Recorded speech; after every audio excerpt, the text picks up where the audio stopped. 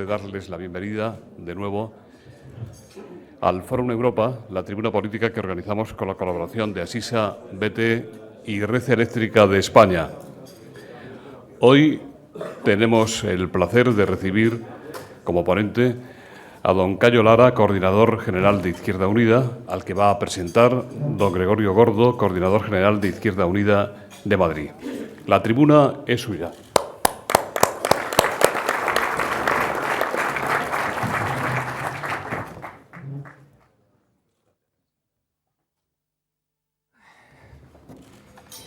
Buenos días. En primer lugar, quiero agradecer esta invitación al Fórum Nueva Economía y, como no, también agradecer la presencia de todas las personas que esta mañana nos acompañan para asistir a la conferencia de nuestro coordinador federal de Izquierda Unida, Cayo Lara. Hoy tengo el placer y el privilegio de presentar a Cayo Lara, un hombre honesto que desde muy pronto hizo de la política su forma de lucha. Nacido en Argamasilla de Alba, en la provincia de Ciudad Real, y de profesión agricultor, es precisamente en ese campo, y valga la redundancia, donde empieza a dar sus primeros pasos en la lucha por una sociedad más justa y más igualitaria. De hecho, Cayo Lara fue uno de los impulsores para la creación de la COAG, la Coordinadora de Organizaciones de Agricultores y Ganaderos. Cayo Lara atesora una larga experiencia en la gestión municipal. Fue alcalde del pueblo que le vio nacer durante 12 años, desde el año 1987 al 99, y ya en el año 2000 fue elegido coordinador regional de Izquierda Unida en Castilla-La Mancha. Su labor al frente del Ayuntamiento de Argamasilla y su posterior desempeño como coordinador regional de Izquierda Unida en la comunidad manchega son una buena muestra del tesón, el trabajo y la tenacidad que le caracterizan. Su etapa como coordinador de Izquierda Unida de Castilla-La Mancha estuvo marcada por su lucha constante por una ley electoral más justa, tanto para su comunidad, una de las regiones con la ley electoral más injusta y desproporcionada, como para el resto de España. Su esfuerzo por dar la batalla y pelear contra la corrupción fue y es otra de sus señas de identidad. Una postura clara y nítida en contra de la especulación urbanística y de la corrupción aledaña. Esto le ha ocasionado no pocas disputas y confrontaciones legales a Cayo Lara y a otros miembros de nuestra organización, como Manuel Fuentes, alcalde de Seseña. A finales del año 2008 fue elegido coordinador federal de Izquierda Unida y desde entonces ha sabido conducir un proyecto al que ha puesto todo su empeño y se ha volcado en explicar y manifestar que día a día de hoy existe una alternativa social a la crisis económica que sufren los españoles y las españolas. Vivimos tiempos difíciles y complicados, tanto en el plano nacional como en el internacional. Las medidas de corte neoliberal tomadas por el Gobierno para atajar los problemas derivados de la crisis económica no solo no han ayudado, sino que han agravado la situación de los españoles y de las españolas. Los ciudadanos y las ciudadanas actualmente ven cómo se recortan sus derechos laborales y sus pensiones y cómo, en definitiva, se precariza su vida presente y futura. Las políticas lanzadas por el Gobierno de la Nación son corregidas y aumentadas por el Gobierno popular de Esperanza Aguirre en la Comunidad de Madrid. Las reiteradas bienvenidas al buen camino que Esperanza Aguirre le hace al presidente Zapatero no son fruto de ningún despiste de la presidenta. Son más bien la evidencia de quien manifiesta su satisfacción con las políticas a las que Zapatero se ha abrazado con desesperación, como así manifestó en más de una ocasión el secretario general de la UGT, Cándido Méndez. En este marco es donde Cayo Lara e Izquierda Unida se convierten en un referente para todas aquellas personas que sienten que hay otra forma de hacer las cosas, que hay otra salida, una salida social, una alternativa seria y real por la izquierda. Es precisamente en estos momentos cuando desde Izquierda Unida pedimos a la gente que se rebele, que se movilice, que se indigne, que luche por sus derechos y por el empleo, en definitiva, por tener una vida digna. Es ahí donde Izquierda Unida se sitúa con la gente de izquierda. Nuestro compromiso es con los ciudadanos y con las ciudadanas, y a ellos apelamos para que no sean ellos mismos los que paguen la crisis, sino quienes las han creado. Cayo Lara ha recorrido toda España y me consta que va a seguir haciéndolo, explicando y haciendo pedagogía no solo del porqué de la crisis, sino también de las soluciones y alternativas que existen. Soluciones que difieren absolutamente de las que pone en práctica el actual Gobierno del Partido Socialista y el Partido Popular allí donde gobierna, tal y como viene sucediendo en Madrid desde hace muchos años, demasiados ya.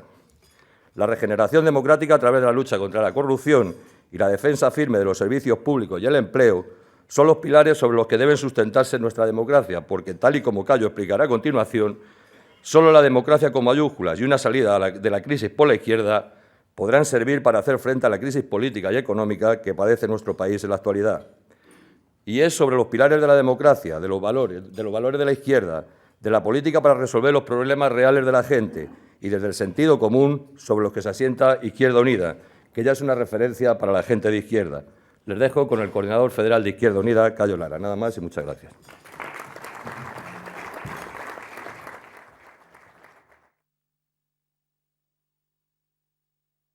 Gracias, José Luis, gracias al Fórum, gracias, Goyo, por la presentación y gracias por haber asistido a escuchar lo que hoy queremos manifestar desde este altavoz que nos permite la organización del Fórum desde la organización de Izquierda Unida.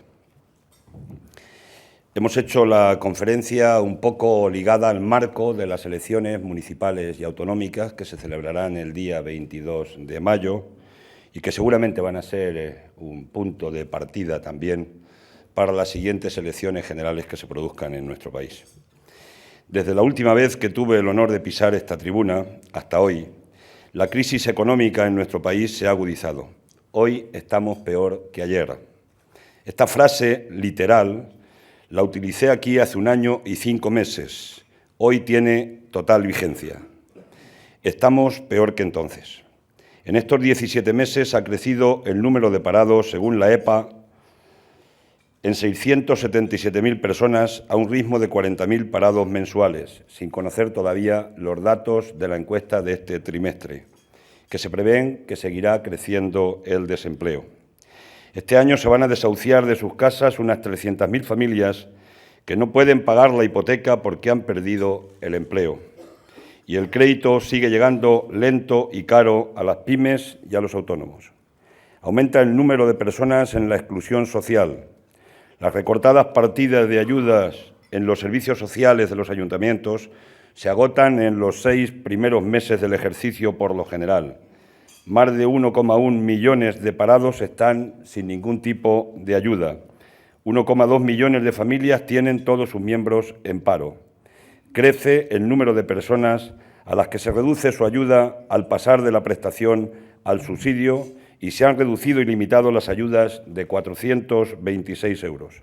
Hoy podemos afirmar que hay más pobres y más ricos que hace 17 meses. La inflación se sitúa en el 3,6% y la previsión del PIB en torno a 1,08 para 2011 significa sencillamente que la economía está estancada. Paro, inflación y estancamiento económico forman un cóctel peligroso. Los datos anteriores solo vienen a demostrar que las medidas adoptadas por el Gobierno frente a la crisis han sido, además de injustas, inútiles y solo han generado más sufrimiento para demasiada gente y desesperanza para el conjunto de la ciudadanía. La política de recortes en los presupuestos de 2010 y a la inversión pública a principios del mismo año, coincidiendo con el primer ataque significativo contra la deuda soberana de Grecia, Portugal, Irlanda y España, marcó una tónica lesiva para la economía y el empleo. El 12 de mayo de ese año, el presidente del Gobierno nos decía en el Congreso que había que sufrir ahora para ser más felices en el futuro, porque había que dar señales positivas a los mercados. Aplicaba así el tijeretazo con unos 15.000 millones de euros en recortes salariales, económicos y sociales. Ese día situaba a la democracia de rodillas ante los mercados especulativos internacionales. Se puso en marcha la reforma laboral con la falsa excusa de crear empleo más estable, que fue contestada por la huelga general del 29 de septiembre. Se aprobó en el Congreso el presupuesto para 2011, el más raquítico de todas las legislaturas de Rodríguez Zapatero, con un recorte medio del 9% sobre el del año anterior. Recortes en empleo o inversión pública con partidas como la de fomento o medio ambiente, que llegaban a reducirse en un 30%. Paralelamente, se hacían concesiones a determinados sectores empresariales, como las de la reunión que el presidente del Gobierno mantuvo con los representantes de las 37 mayores entidades financieras y empresariales de nuestro país. La aprobación del anteproyecto de ley de reforma de pensiones a principios de 2011 certificaba la voluntad del Gobierno de continuar cargando la crisis sobre las espaldas de los que no eran responsables de ella, para continuar contentando a los mercados y a los banqueros.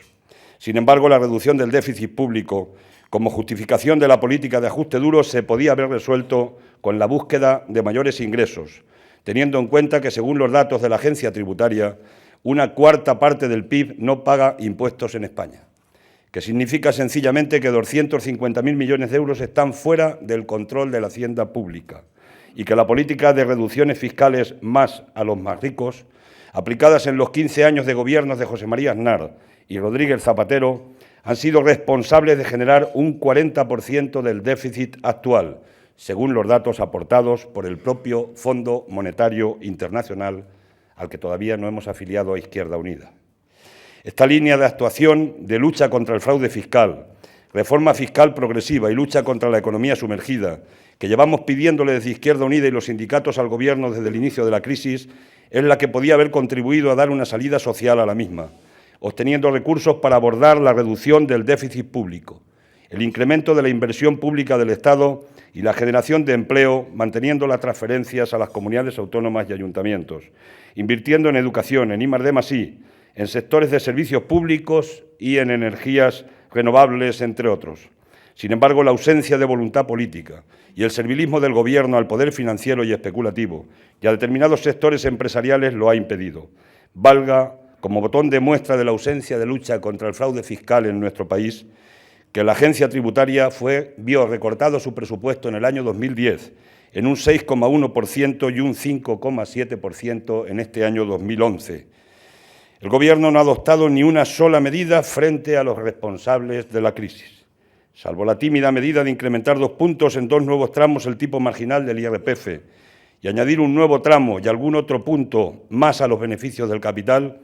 No se han adoptado medidas frente a los responsables de la crisis para que contribuyeran social y justamente a su salida. Rodríguez Zapatero incumplía una vez más su palabra de establecer un impuesto a los más ricos. Mientras tanto, los reducidos ingresos a la hacienda pública proceden cada vez más de las rentas del trabajo y de los impuestos indirectos en comparación con los provenientes de los beneficios del capital.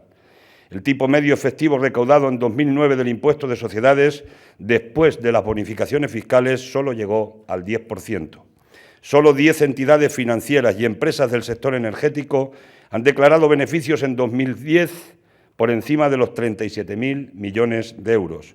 El presidente del Santander afirmaba la semana pasada que era el claro ganador de la crisis, con unos beneficios netos del periodo 2007 a 2010 de unos 35.000 millones de euros, con un reparto de dividendos a los accionistas de unos 19.000 millones de euros. Tampoco ha habido austeridad en los salarios de los altos directivos y ejecutivos de las empresas cotizadas en bolsa, que recibieron en 2010 cada uno unas retribuciones medias anuales de 1 millón de euros.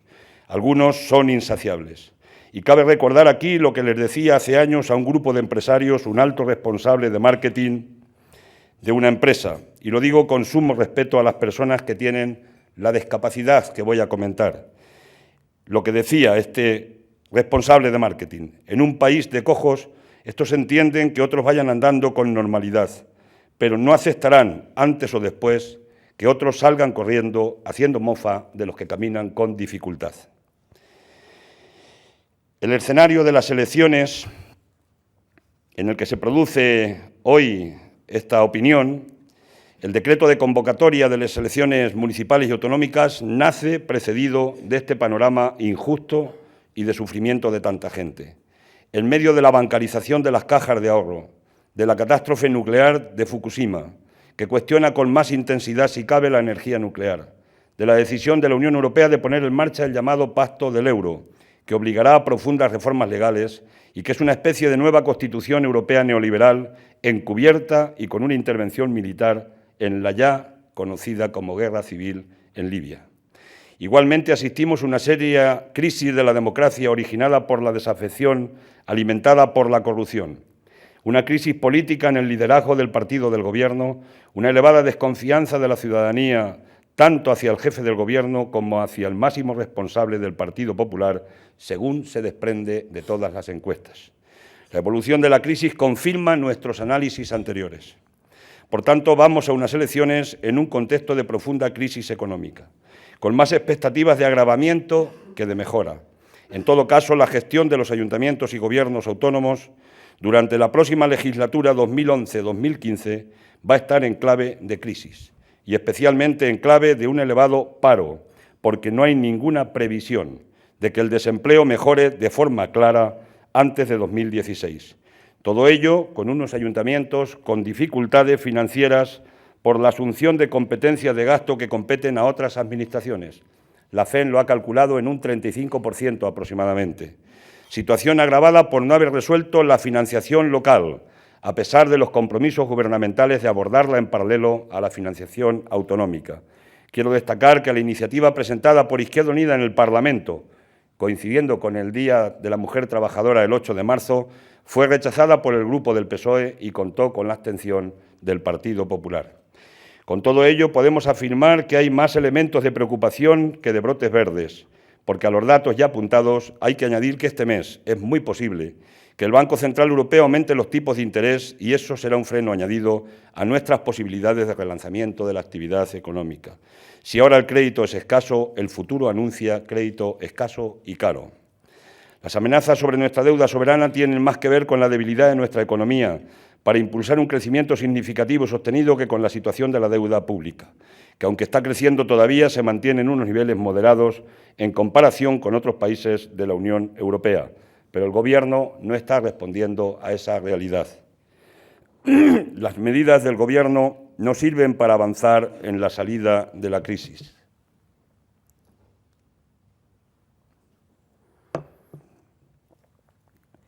En consecuencia, seguimos pensando que las medidas que está adoptando el Gobierno sirven para cosas muy distintas a las que tienen que ver con la salida de la crisis. Sirven esencialmente para detraer recursos que serían útiles para la creación de empleo y el impulso de la economía real y dirigirlos hacia los beneficios de la banca privada. Todo lo que se está haciendo por parte del Gobierno va en esa dirección. Garantizar beneficios al capital financiero que facilite su saneamiento ante la importante deuda que tiene como consecuencia de sus aventuras especulativas relacionadas con la burbuja inmobiliaria y que tanto sufrimiento ha creado en nuestro país. Por eso no hay crédito para la pequeña y mediana empresa. Por eso no hay crédito para las familias de forma que puedan aumentar más el consumo privado. Por eso no se impulsa la economía real de forma que se pueda crear empleo. Paul Krugman, Premio Nobel de Economía, y no sabemos si todavía asesor del presidente Rodríguez Zapatero, tras el fichaje de Boyer, subrayaba en un artículo publicado en el diario El País el pasado 27 de marzo el dramático error que están suponiendo las políticas europeas de austeridad, recorte del gasto público y demolición del estado del bienestar. La reforma laboral no está sirviendo para lo que se anunció. La contratación indefinida sigue siendo tan escasa como la que había antes del inicio de la aplicación de la reforma, y eso que hace ya 10 meses.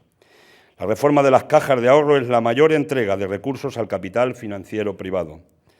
La reforma de las cajas de ahorro que el Gobierno ha puesto en práctica con el apoyo del Partido Popular representa la más gigantesca transferencia de recursos hacia el capital financiero producida en nuestro país desde 1939 y lo quieren justificar además con una situación crítica de las cajas, consecuencia de una operativa bancarizada y especulativa.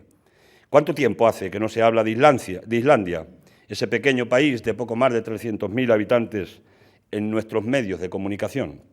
¿Tendrá algo que ver con que este país resolvieron sus problemas financieros mediante un referéndum por el que la ciudadanía se negó a pagar o respaldar la deuda de los bancos privados con dinero público?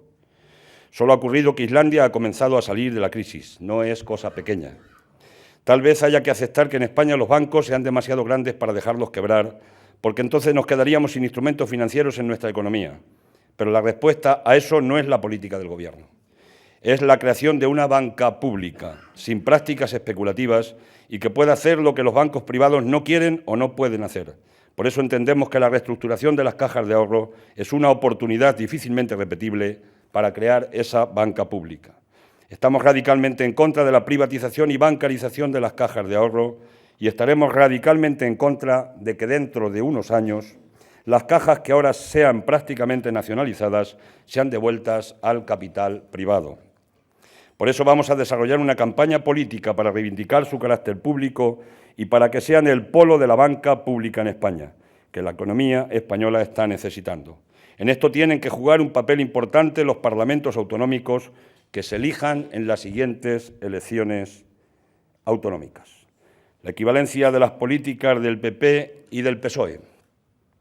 Todas estas políticas neoliberales, aplicadas por el Gobierno de Rodríguez Zapatero, han llevado a un desencuentro importante entre la base social que le opó la Moncloa y sus políticas. Como dice Eduardo Galeano, qué duro es escoger entre lo mismo y lo mismo. A ello nos ha conducido un bipartidismo grabado a fuego en la transición, cuyo objetivo es que nada cambie en lo fundamental.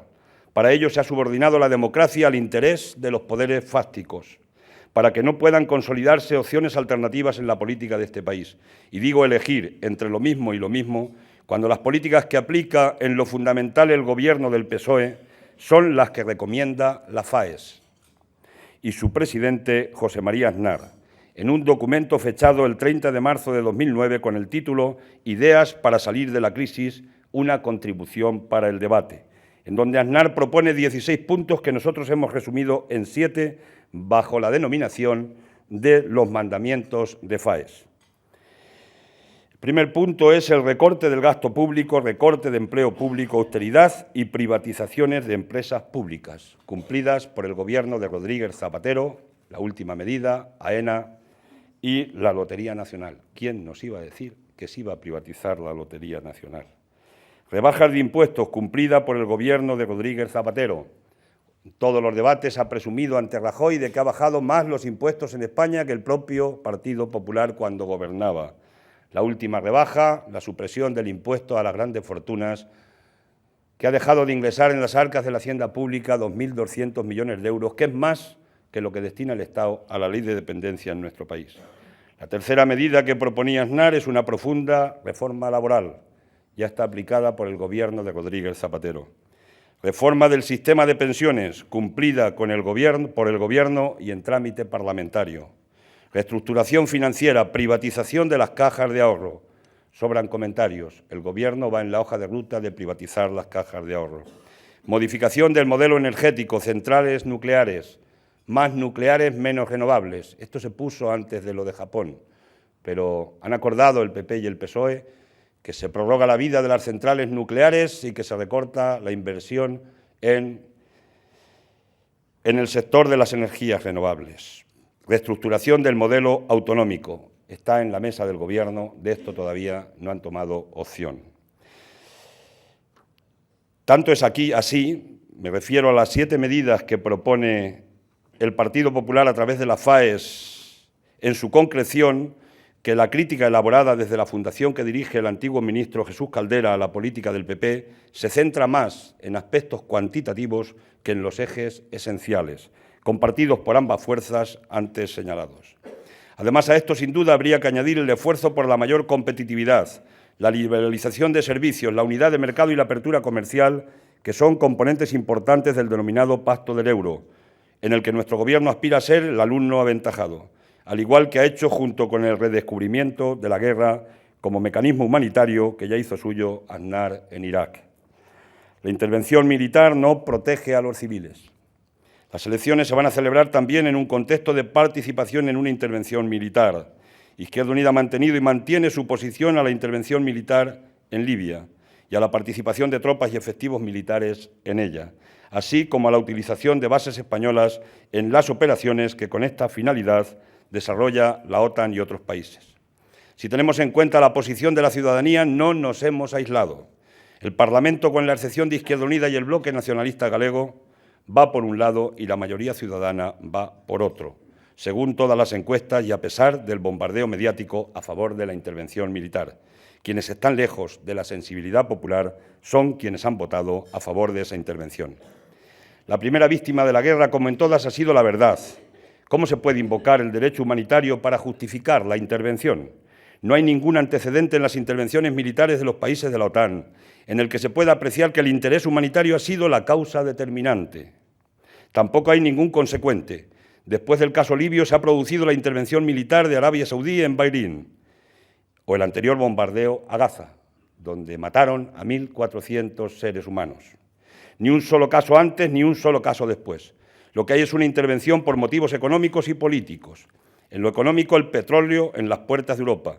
Y ahora algunos analistas añaden también las enormes reservas de agua potable que existen en el subsuelo del Sáhara y que estaban siendo reconducidas a la costa libia a través del proyecto del Gran Río, artificial, para transformar en cultivable con regadío toda una franja ancha costera del país, con todas sus consecuencias económicas. En lo político, la necesidad de controlar los procesos de rebelión social que se están produciendo en muchos países árabes. Planteamos al Gobierno español que se sume expresamente a las iniciativas que reclaman un alto el fuego en este conflicto. Alto el fuego que podría ser supervisado por la Organización de la Unidad Africana y que permitiría crear las condiciones para una salida negociada y política a la crisis. Izquierda Unida es solidaria con los procesos de rebelión social que se están dando en numerosos países árabes y que muestran la existencia de una lucha social que los grandes medios de comunicación han ignorado durante años. En Túnez, el papel de los sindicatos ha sido y es clave. En Egipto, los antecedentes están en las huelgas que se han producido en el país desde 2006 y en la eclosión de la juventud, que es un 63% de la población, con planteamientos claramente antiimperialistas, junto a capas medias liberales. Frente a ellos, el ejército, muy influido por los intereses de Estados Unidos, los restos del partido de Mubarak y los hermanos musulmanes, han formado un frente para controlar el proceso a través de una reforma constitucional meramente formal que obtuvo un tímido resultado positivo en el referéndum del 20 de marzo. Es claro que nuestro respaldo debe ir a las fuerzas sociales que quieren abrir un horizonte democrático, progresista y laico en Egipto. Y es claro que todos estos procesos están llegando a nuestra opinión pública a través de la mediación de grandes medios de comunicación con intereses explícitos en la orientación de los acontecimientos y en condicionar la solidaridad de los pueblos de Europa.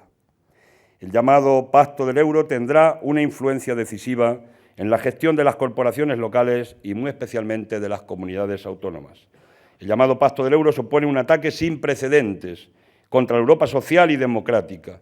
Es una vuelta de tuerca más contra los derechos laborales y sociales de los trabajadores de la Unión Europea y contra los sindicatos. Si queremos tener otro ejemplo más del acuerdo del fondo entre las posiciones neoliberales y socialliberales que en España representan principalmente PP, CiU y PSOE, lo podemos encontrar en las medidas contenidas en esta resolución del Consejo Europeo. El pacto, con la excusa de reforzar la competitividad, pretende reducir aún más la participación de los salarios en la renta nacional, ligando los aumentos salariales al incremento de productividad, lo que de paso vacía de sentido la negociación colectiva, alargar la edad de jubilación para debilitar los sistemas públicos de pensiones y desarrollar buena parte de las iniciativas restrictivas de derechos y servicios sociales que ya están en aplicación en nuestro país con el impulso del Gobierno del PSOE. El Pacto por el Euro es también un ataque a la Europa democrática. Quienes no lograron imponer la Constitución Europea por el rechazo de los pueblos intentan, con este pacto, una Constitución implícita con el ideario neoliberal como eje. Este pacto obligará a modificar las legislaciones fundamentales de los 27 países que forman la Unión Europea. En España, además, condiciona los estatutos de autonomía de las comunidades autónomas y el nivel de prestación de servicios sociales que dependen de las autonomías y, en algunos casos, de los ayuntamientos. El intento de trasladar a la legislación la limitación del déficit y la utilización del superávit constituye un severo ataque a las competencias autonómicas y municipales. No es cierto que estas instituciones tengan una participación preocupante en la deuda pública.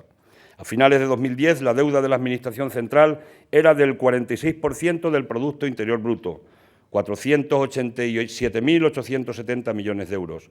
Las de las comunidades autónomas, un 10%, 110.000 millones de euros, y la de las corporaciones locales, solo el 3,3% del PIB, es decir, 35.000 millones de euros.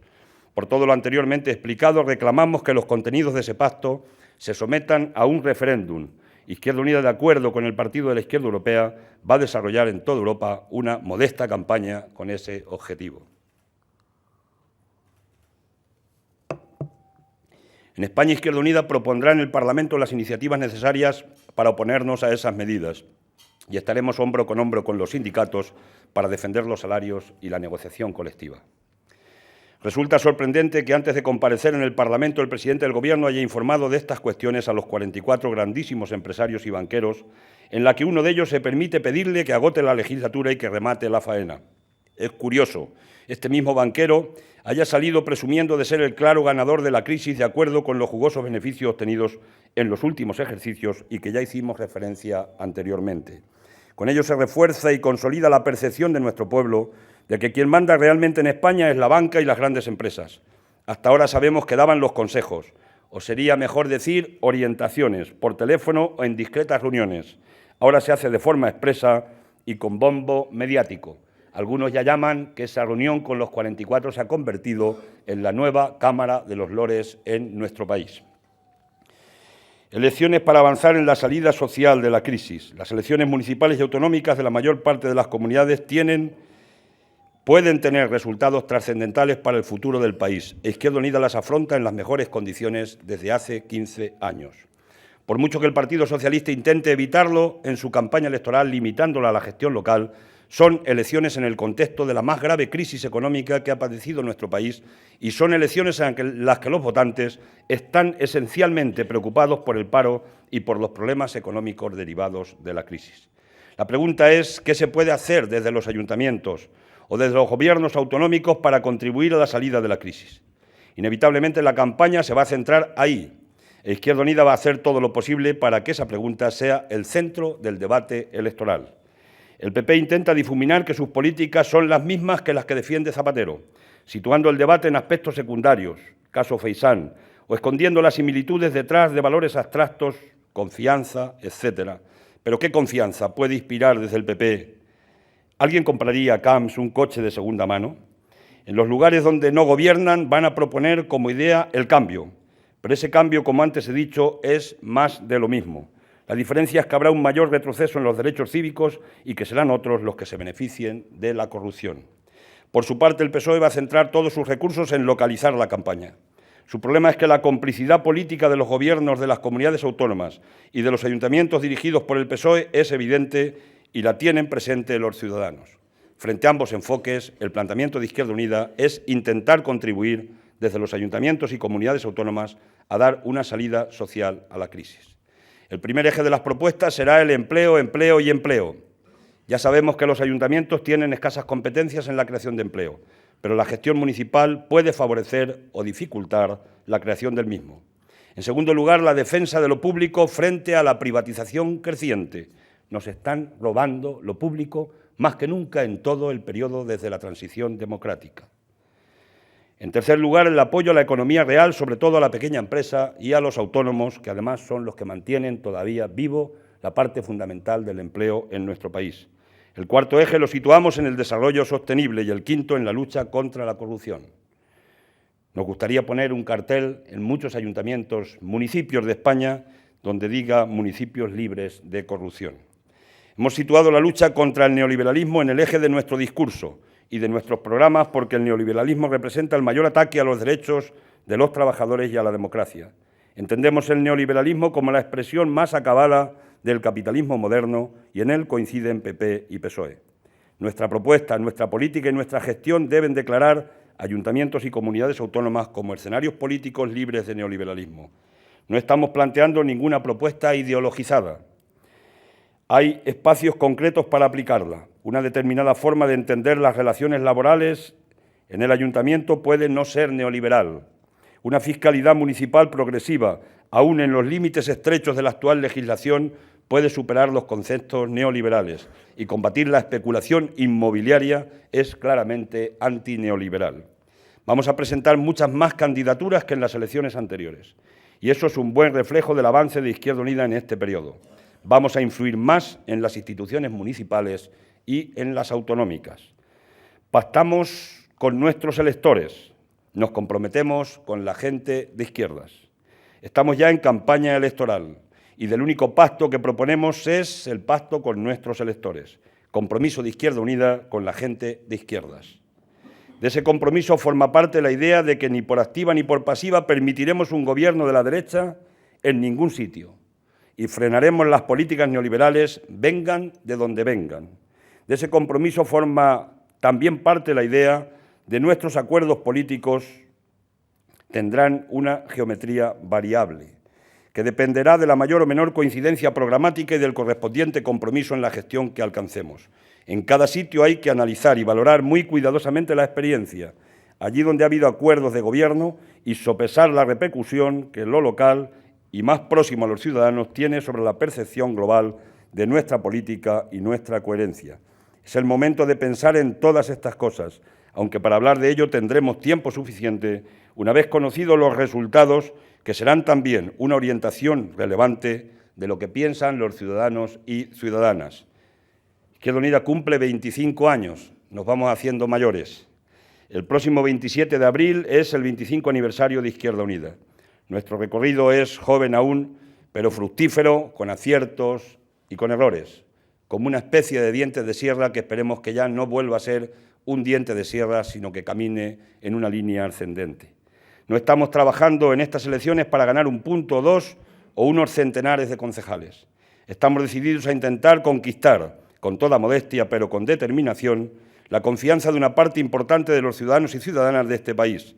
Aspiramos a ser una fuerza de gobierno en función de la confianza que nos dé el pueblo. La democracia española y la cohesión social requieren una fuerza con propuestas alternativas, radicales en cuanto a intentar ir a la raíz de los problemas, pero rigurosas y solventes. Reivindicamos la plena legitimidad para aspirar a aplicarlas democráticamente. Nuestra propuesta es que el cambio de modelo productivo sea el terreno de debate democrático para negociar una política que permita una salida real a la crisis. Muchas gracias.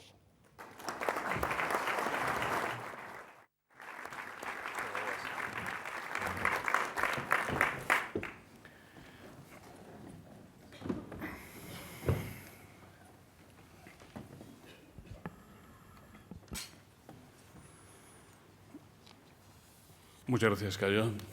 Le he dado tiempo para que vea usted la chuleta que le han mandado sobre los datos del paro. José Manuel González Buesa, director general de la agencia de noticias Servimedia, dice: acabamos de conocer el dato de paro registrado de marzo con un aumento de 34.406 personas y marca un nuevo récord histórico. Estas cifras demuestran el fracaso de la reforma laboral. ¿En qué medida van a afectar estos datos al relevo de Zapatero?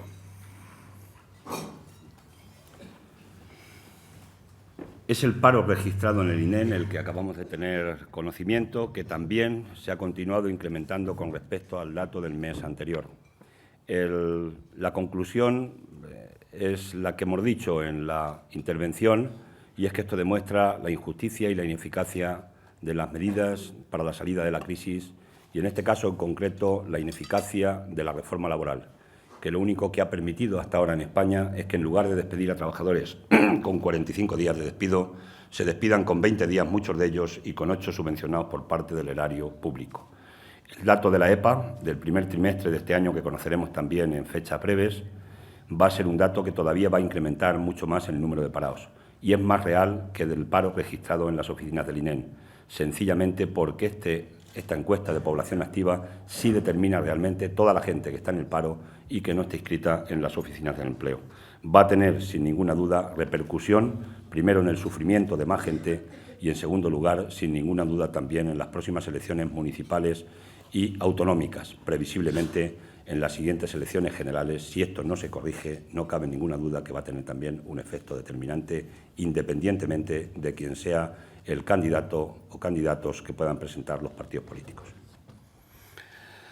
Desde las mesas de prensa le preguntan qué va a hacer, qué puede hacer, qué se puede esperar de un gobierno en funciones tras el vacío de poder que supone en la práctica el anuncio de Zapatero de su decisión de no presentarse como candidato. ¿No le parece a usted que la carrera de ambiciones, amplificada seguramente por la prensa, va a abundar en la decepción y en la falta de confianza de los ciudadanos, incluso de los mercados, hacia los políticos?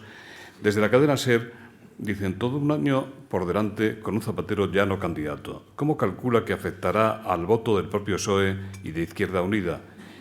¿El momento de anunciar que no se presenta le parece el adecuado? Son varias preguntas. La percepción que creo que tienen los ciudadanos en este momento es que estamos ante un gobierno en funciones. Y si le hace caso a Botín en las recomendaciones que le dio de que terminara con la tarea que había empezado, según Botín, para Botín la salida de la crisis no está siendo, digo Botín por representarlo en una figura concreta y por lo que ha dicho estos días, ¿no?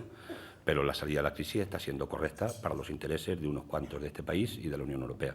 Está siendo dramática para millones de familias en España, para capas medias de la sociedad y para gente que ha perdido la esperanza. Yo creo que va a haber en el voto una influencia.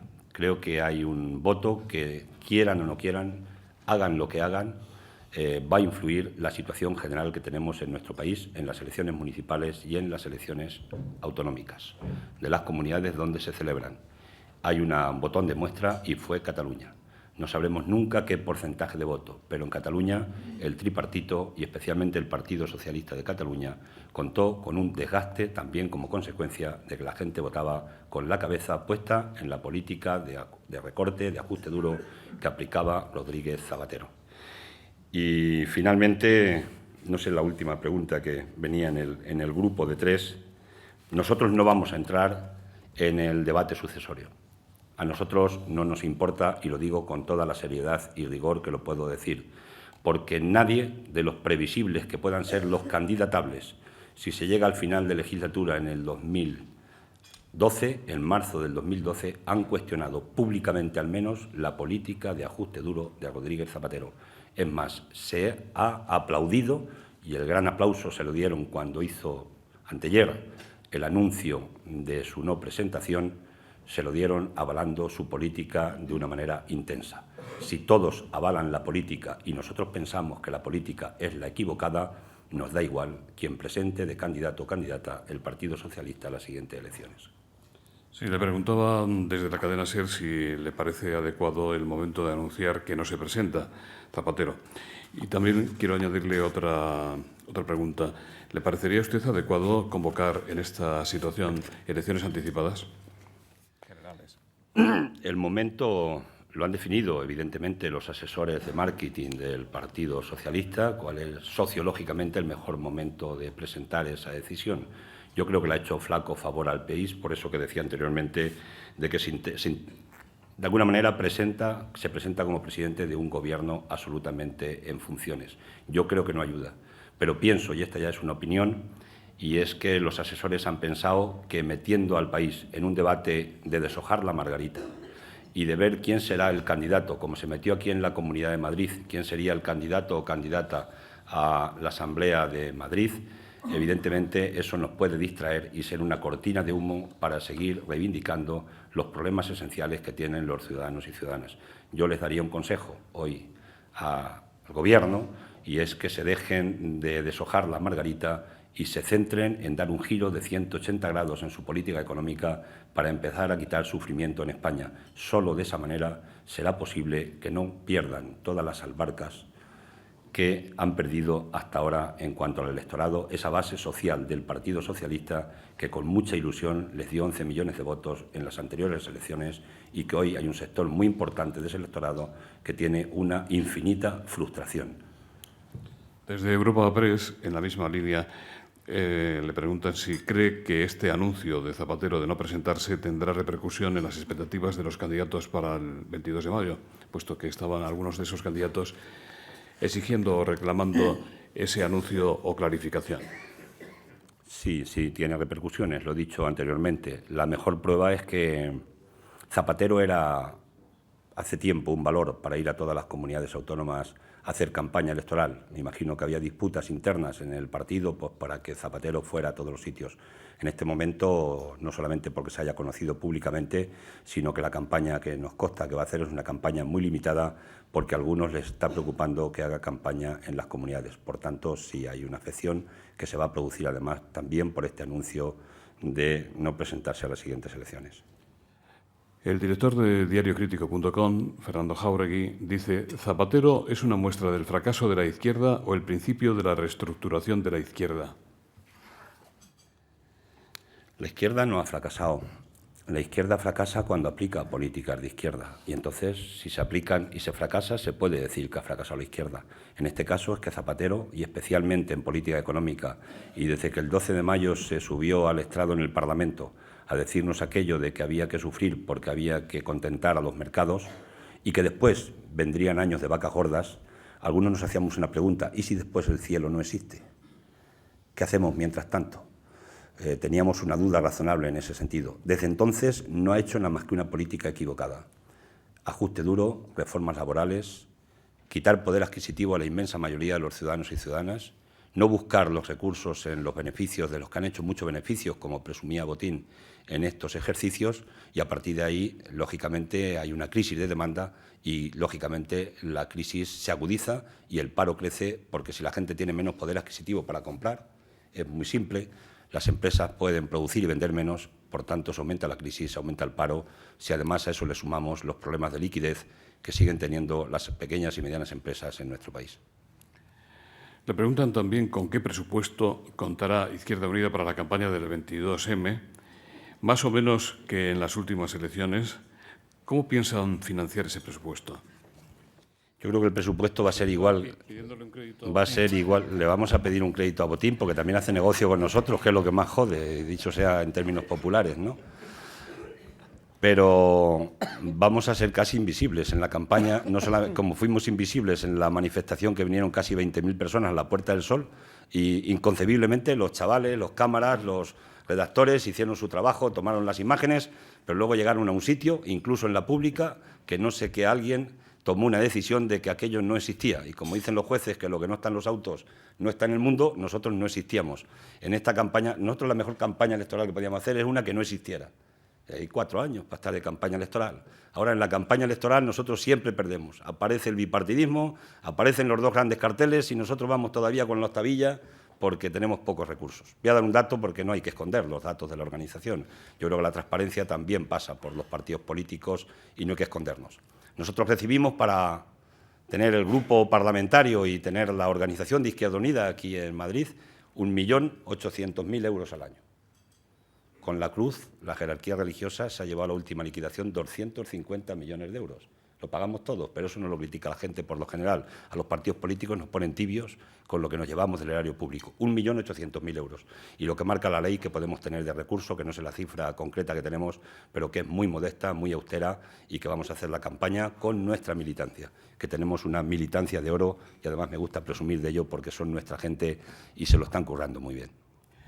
¿Qué le parece, señor Lara, la reforma de la ley electoral que determina criterios de proporcionalidad en la distribución de tiempos en la información electoral de los diferentes partidos?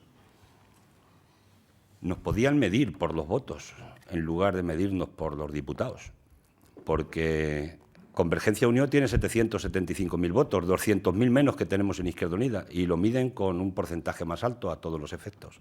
Al Partido Nacionalista Vasco también. Nosotros estamos los 6º o 7º a ese nivel en el Parlamento, siendo la 3ª fuerza política de este país.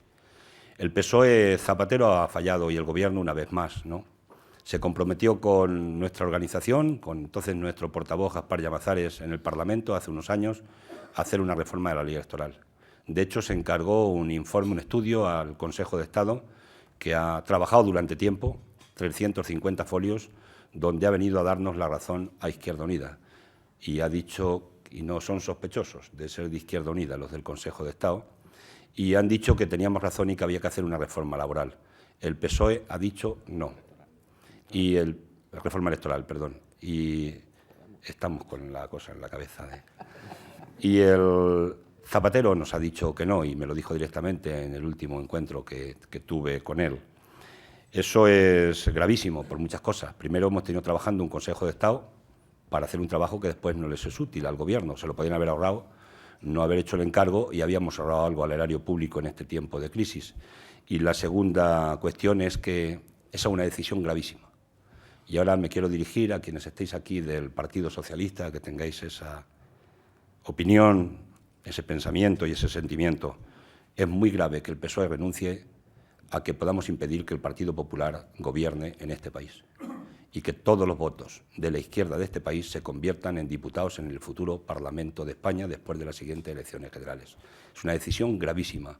Es una decisión que, además, no ataca ya a una política más o menos liberal o neoliberal, sino al concepto mismo de democracia. Y para mí es una tristeza profunda que el Partido Socialista haya tomado esa decisión de no modificar esa ley electoral, insisto, con el argumento del informe del Consejo de Estado, para que todos los votos en este país tengan exactamente el mismo valor electoral. Ya es hora de que en esto también se cumpla la Declaración Universal de Derechos Humanos. Luis de Rojas, a pesar de sus críticas al PSOE, usted ha dicho que ni por activa ni por pasiva Izquierda Unida permitirá un gobierno de derechas en ningún sitio. ¿Cómo de fino van a hilar ustedes a la hora de establecer pactos postelectorales con el PSOE?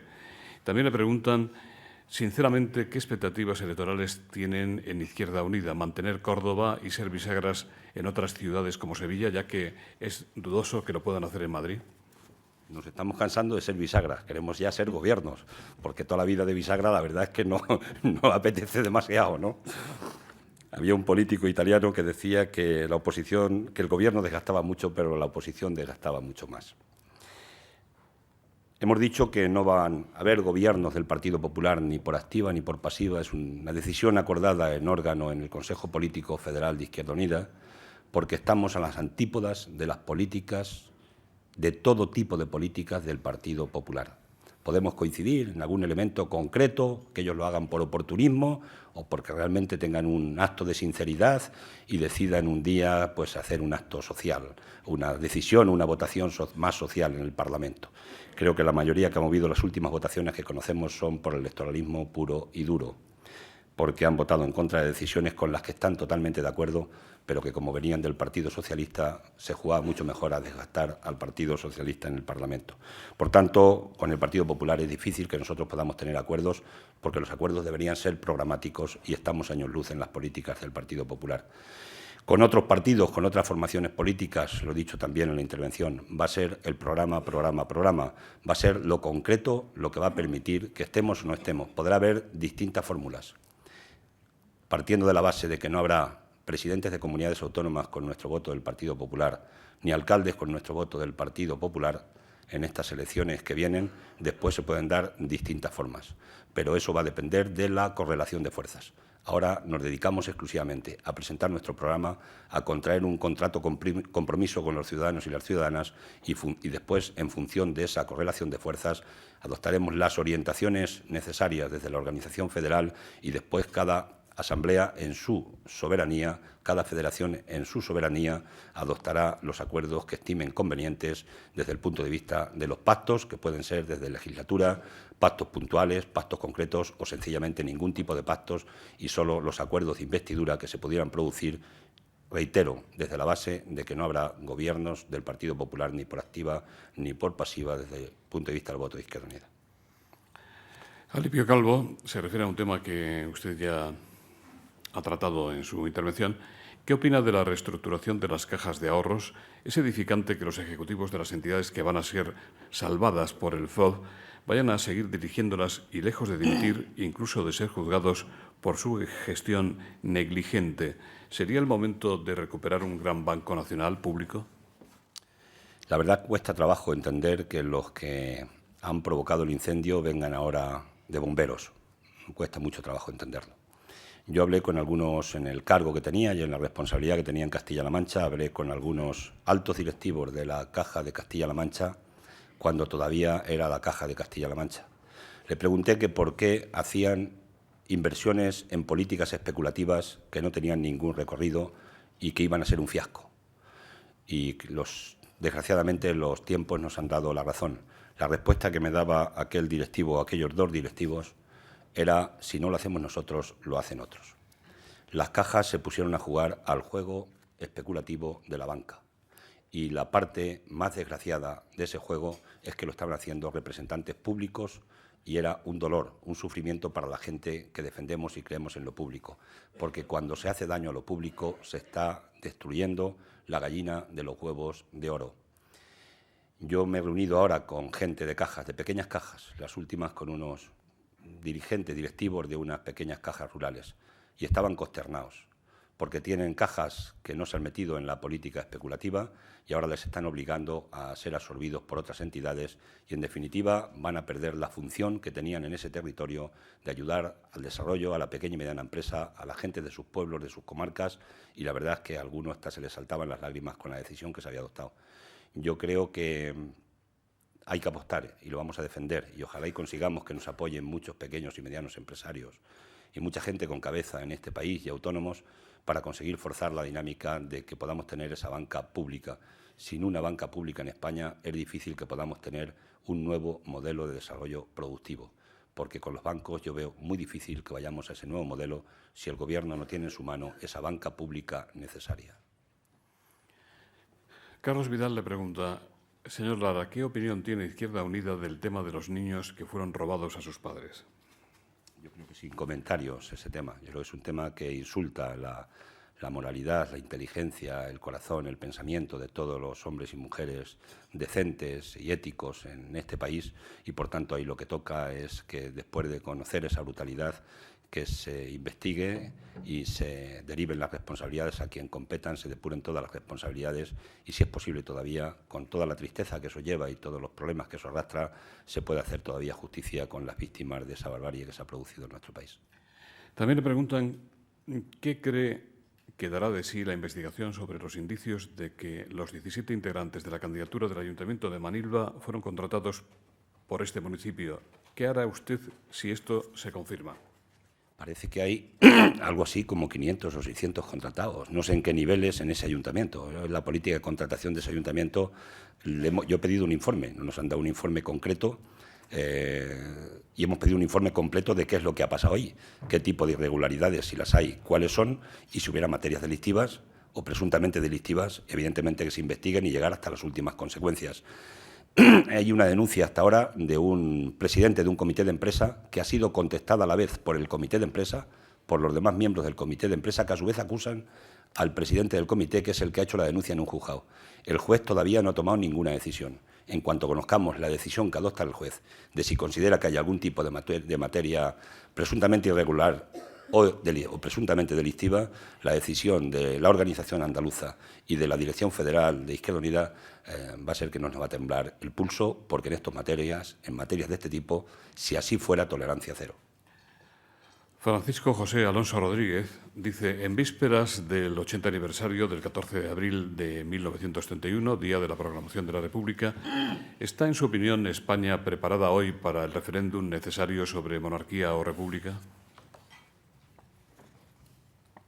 Recordaremos en estos días que la mujer dejó a efectos electorales de ser costilla de Adán en 1931, cuando la República le trajo la posibilidad y aprobó la posibilidad de que pudiera votar, aunque ahora las mujeres de Izquierda Unida en las elecciones generales no siguen teniendo en la misma situación, porque el voto vale menos que el voto de otras que votan al PSOE o al PP. Pero también que sea un elemento para que se pueda corregir esa reforma electoral, ¿no?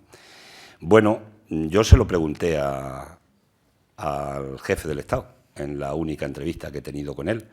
Le dije que podíamos tener unas opiniones en España, pues cada uno en función de lo que pensáramos, de lo que había sido su papel en este proceso democrático, con esta democracia tan limitada que tenemos en este momento, y que podía hacer un buen servicio si decidiera que propusiera, y le propusiera al Gobierno, que se sometiera a referéndum la posibilidad de que fuera Felipe o no el siguiente sucesor a la corona, o fuera realmente un jefe del Estado elegido por el pueblo. Ahí vino a decirme, pues bueno, que él entendía que yo fuera republicano y él seguía siendo monárquico, ¿no? Pero yo pienso una cosa: este país es más juancarlista que monárquico.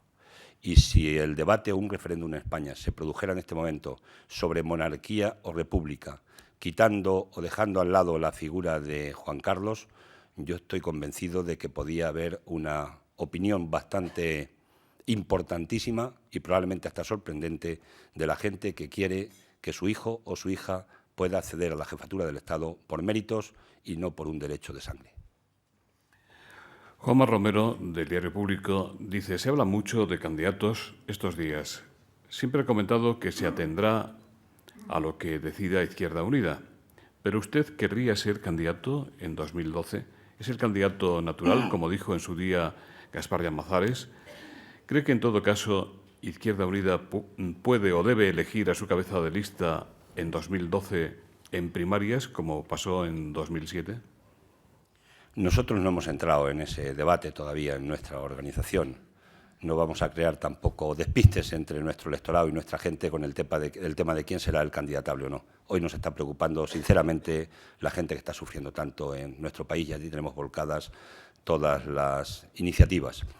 Yo estoy en política por ideología, estoy por convicciones y por compromiso, como estamos la gente que yo conozco en Izquierda Unida.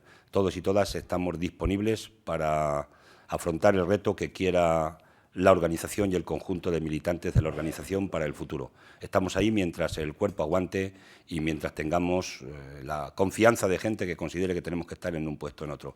Yo me jacto en esta organización de aplicar la bueno, lo que escribió un día, para mí me parece una de las cosas más preciosas que se han escrito, que es la teoría de la bandada de patos de Galeano, donde nadie se siente subpato por volar delante, o superpato por volar delante, ni subpato por volar detrás. Eso somos esta organización, incluso Gaspar Llamazares, que es un gran parlamentario y que tiene mucho que decir todavía en este país en la política española. Pues muchas gracias, señor Lara. Muchas gracias, Goyo Gordo, por la presentación.